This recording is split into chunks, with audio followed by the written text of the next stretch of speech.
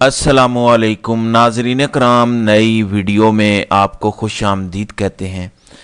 आज अंसार अब्बासी ने खबर दिया है कि जजेस अपना पेंशन चेक कर रहे हैं क्योंकि पेंशन मिलने के बाद रिज़ाइन करना चाहते हैं। तो ज़रा इस पर फैक्चुअल खबर देंगे, जो अंसार अब्बासी खबर दे रहे हैं उसकी आपको हकीकत बताएंगे और बताएंगे कि असल में मामला है क्या। फिर आपको मालूम है जैसे मंसूर अली शाह कभी कराची जा रहे हैं कभी कुछ, तो ये जो रिटायर्ड जज साहिबान हैं जिन्होंने अब इस्तीफे दिए हैं ये सोच क्या रहे हैं, ज़रा इस पर भी बात करेंगे।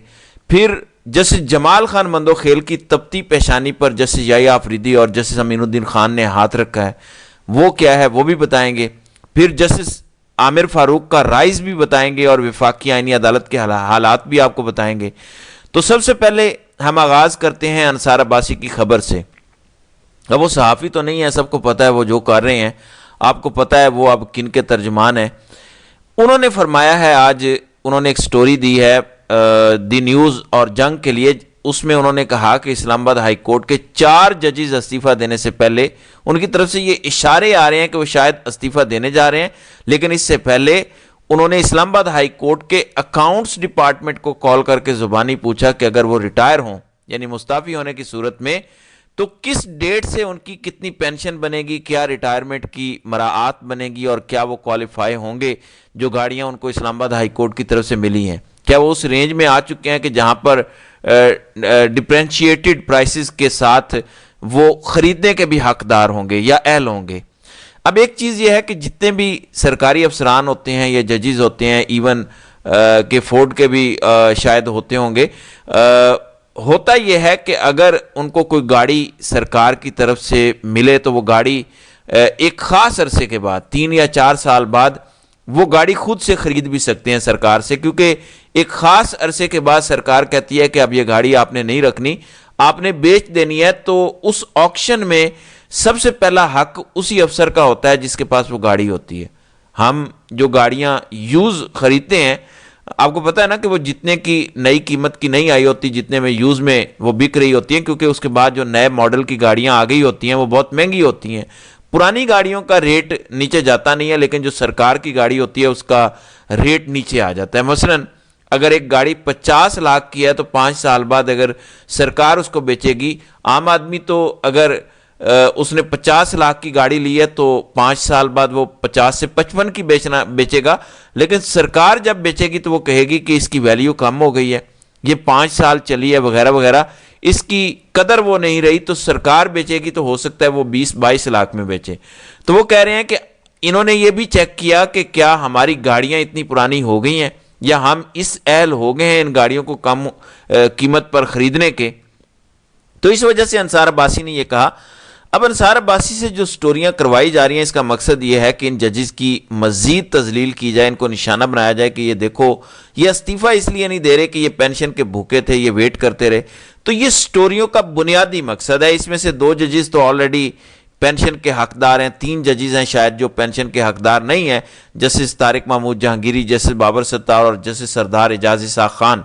तो 3 जजेस नहीं हैं अहल पेंशन के बकौल अंसार अब्बासी के, जो ये खबर दे रहे हैं। हालांकि उस वक्त भी हमने चेक किया था सुप्रीम कोर्ट के फैसले के तहत कि अगर किसी जज ने 1 माह भी जॉब कर ली हो तो वो रिटायरमेंट के बाद उन सब फैसिलिटीज़ का हकदार होता है। तो इस तरह का सुप्रीम कोर्ट का फैसला मौजूद है, लेकिन चलें अंसार अब्बासी जो एस्टैब्लिशमेंट की खिदमत कर रहे हैं ऐसी स्टोरीज करके उसको भी मान लेते हैं कि स्टोरियां ठीक हैं, वो ठीक कह रहे हैं कि 5 साल बाद वो पेंशन के हकदार होंगे। तो अंसार अब्बासी के मुताबिक दिसंबर के दूसरे हफ्ते में गालिबन वो इस पेंशन के हकदार होंगे। अंसार अब्बासी की जो ये खबरें हैं ये दुरुस्त साबित नहीं होने जा रही। आप देख लीजिएगा कि जजेस पेंशन का वेट नहीं कर रहे, ये जल्द ही गलत साबित हो जाएंगे। मैं एग्जैक्ट जानता हूं कि कब वो गलत साबित होंगे, लेकिन अभी इतना ही कहूंगा कि जल्द गलत साबित होंगे। मेरे ख्याल में शायद एक मकसद ये भी है कि इन जजेस को मजबूर किया जाए कि वो जल्द से जल्द घर जाएं अंसार अब्बासी से स्टोरियां करवाकर, और इस मामले के लिए ये ना हो कि हम पेंशन का वेट करते रहे या हम पेंशन के भूखे थे, जो कि वो हैं भी नहीं।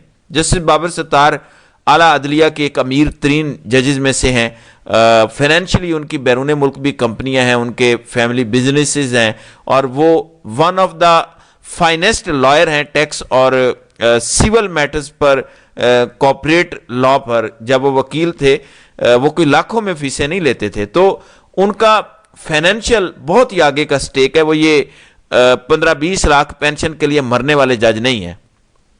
پھر جیسے سردار اعجاز اسحاق خان اگین بہت ہی امیر گھرانے سے, ان کے والد سردار اسحاق خان وہ اسلام آباد نہیں پاکستان کے بیسٹ کرمنل لائر تھے. لوگ ان کے پیچھے پھرتے تھے کہ کسی طرح سے ہمارا وہ وکیل بن جائے, اور منہ مانگی فیس دینے کو تیار ہوتے تھے. آپ ان کی امیری کا اندازہ اس سے لگائیں کہ ان کے والد اتنے امیر کبیر تھے کہ ان کے گھر میں لفٹ لگی ہوئی تھی. اس دور میں جو وہ گراؤنڈ فلور تھا, ڈبل سٹوری گھر تھا, اس میں لفٹ لگی ہوئی تھی. تو اب آپ کو لگتا ہے کہ 15-20 لاکھ پینشن کے لیے جیسے سردار اعجاز اسحاق خان مار رہے ہوں گے. اسی طرح جیسے محسن اختر کیانی کے بارے میں یہ ریفرنسز نکالتے رہے کہ ان کا یہ بزنس وہ بزنس, وہ آپ کو لگتا ہے کہ پینشن کے بھوکے ہوں گے. یا آپ کو لگتا ہے justice Tariq Mahmood Jahangiri again one of the finest Islamabad میں وہ کرمنل لا کے لائر تھے, ان کی لا فرم بہت زیادہ بزنس کرنے والی لا فرم تھی. آپ کو لگتا ہے یہ 15-20 لاکھ پینشن کے لیے وہ مار رہے ہوں گے. پھر جسٹس سمن رفت اگین سندھ سے وہ آئی ہوئی ہیں, اگین بہت ہی اچھی ان کی پریکٹس تھی وہاں پر. وہ بہت ہی اچھے فیملی بیک گراؤنڈ سے ہیں, یعنی اچھے سے مراد صرف خاندانی طور پر اچھا نہیں, فائنینشلی بھی بڑے اچھے بیک گراؤنڈ سے ہیں. آپ کو لگتا ہے کہ وہ 15-20 لاکھ پینشن کے لیے مار رہی ہوں گی. مسئلہ یہ ہے انصار عباسی کا کہ ہر ایک کو اپنے پیمانے پر تولتے ہیں. ان کو لگتا ہے کہ ان کی طرح ہر کوئی پیسے کا لالچی اور بھوکا ہوگا, جیسے وہ بھوکے کی طرح بوٹ کو چاٹ رہے ہیں اور اپنی صحافت کو انہوں نے بیچ دیا ہے. بہرحال اینی وے, اب آ جاتے ہیں اگلی خبر پر. وہ خبر ہے جسٹس منصور علی شاہ اور جسٹس اطہر من اللہ وغیرہ سے متعلق. اب بہت سے یہاں پر لوگوں کی وکلاء کی خواہش ہے کہ وہ وکلاء تحریک کا حصہ بنیں اور بعد سے وہ خطاب کریں آئیں. اس پر میں ذمہ داری سے کہہ سکتا ہوں کہ کراچی بار ایسوسی ایشن, لاہور ہائی کورٹ بار ایسوسی ایشن, لاہور بار ایسوسی ایشن, اسلام آباد بار ایسوسی ایشن, ان سب کی یہ خواہش ہے, اور بھی بہت ساری ہوں گی, کہ جسٹس منصور علی شاہ, جسٹس اطہر من اللہ, جسٹس شمس محمود مرزا, یہ لوگ آئیں اور آ کے بار سے خطاب کریں. لیکن ابھی تک ان میں سے کوئی جج اس پر آمادہ نہیں ہے. اور اس کی اگر میں سوچوں تو وہ تو کہتے ہوں گے نا کہ بھائی ہم نے ساری عمر اس لا پروفیشن کو دی اور اس کے بعد نکلا کیا, یہ ہوا. اور پھر وکلاء خود اتنے تقسیم ہیں, خود اس وقت پاکستان کی وکلاء برادری پلاٹوں کے پیچھے بھاگ رہی ہے, تو ان میں جا کر ہم تقریریں کر کے خود کو کیوں گندہ کروائیں. تو وہ پھر شاید اس وقت سے اس وقت اس میں آنے سے جو ہے وہ دلچسپی نہیں رکھتے. جیسے منصور علی شاہ تو بالکل اپنے اس وقت فیملی کو ٹائم دے رہے ہیں, ذرائع یہ بتاتے ہیں, اور وہ کوئی بیرون ملک بھی شاید کچھ عرصے کے لیے جائیں گے, اور اس کے بعد واپس آ کے شاید اپنے تایا یا چچا سسر سابق chief justice supreme court justice Jawad S Khawaja کی مانند شاید لمز یونیورسٹی میں لاء ڈپارٹمنٹ کے ڈین لگ جائیں گے. جواد ایس خواجہ بھی وہاں پر لاء ڈپارٹمنٹ میں ڈین تھے, تو وہ شاید اس قسم کا کوئی رستہ دیکھیں یا آپشن لیں.